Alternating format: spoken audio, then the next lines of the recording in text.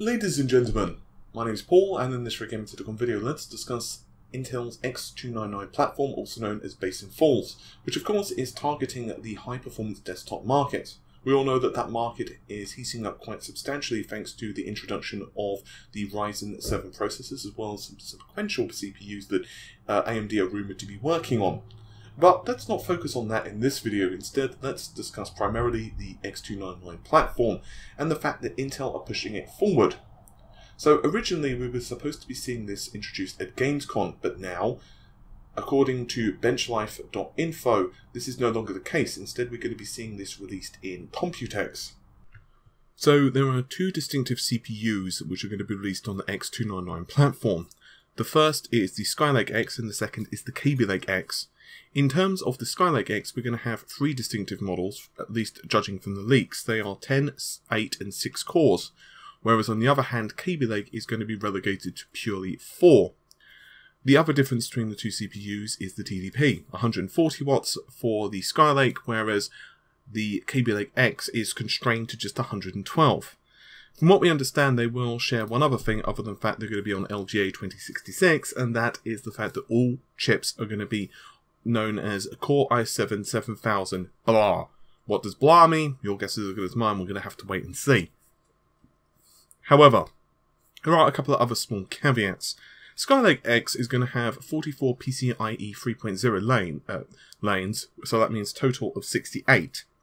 Whereas on the other hand, Kaby Lake-e has just a total of 40. So obviously there's going to be quite the distinctive difference if you're trying to run multiple graphics setups, or perhaps you're using other expansion cards or whatever in your system. The other difference is the memory configuration. So Skylake-e is going to offer a ludicrous amount of memory bandwidth thanks to the fact it uses quad-channel DDR4 RAM up to, at least from what we understand, 2667, whereas Kaby Lake-e only offers dual channel, which admittedly is more than enough for quad-core processors, but still it is something to bear in mind. Supposedly, the processor production for the Skylake-e is going to start in the 25th week, which basically means late June, the 19th to the 25th. So it looks like Intel are just trying to ramp things up, get things out, and basically counter anything that AMD can offer. Now, benchlife.info are typically pretty accurate for Intel-related leaks, and I say pretty accurate because obviously not everything is 100%, so we could definitely see things either slip naturally due to, issues with engineering, or perhaps these leaks are not 100% accurate, perhaps they're a few months old or whatever. So what do I think of all of this? Well, I can tell you 2017 and 2018 are going to be extremely interesting for the PC desktop space as well as high-performance computing in general. Intel can no longer claim that they have sole dominance in the CPU division of computing. How much of a response all of this is to Ryzen is a bit of a mystery. Not only do they have to worry about the current Ryzen lineup, for example the Ryzen 7 1700s or what have you, but also the mysterious X299 platform, or whatever the hell it ends up being called, from AMD.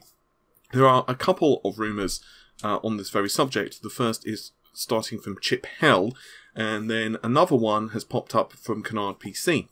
They have said things such as Ryzen 7 16-core 32 threads, and this is for the HEDTs, in other words, high-performance desktops.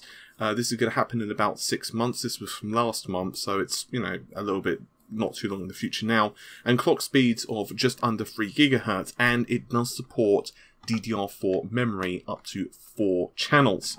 And another rumour has popped up, and this one's a little bit newer, a couple of weeks ago if memory serves, and this is for a 12-core 24-thread CPU as well.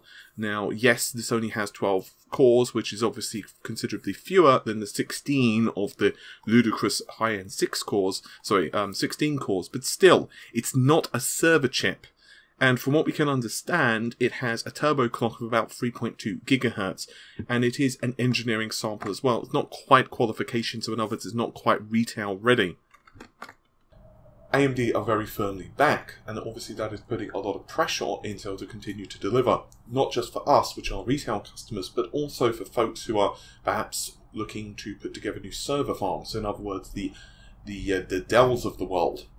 So Intel, in the short term, in gaming side of things, have optimization on their side. Most games currently are software focused towards Intel platforms, but this is not going to be the case long term, as developers are piling on to optimize for, of course, Ryzen. So it's going to be very interesting to see how the two companies slog it out. Either way, I'm hoping for great performance on both sides, because that means that obviously we as customers get the better deal.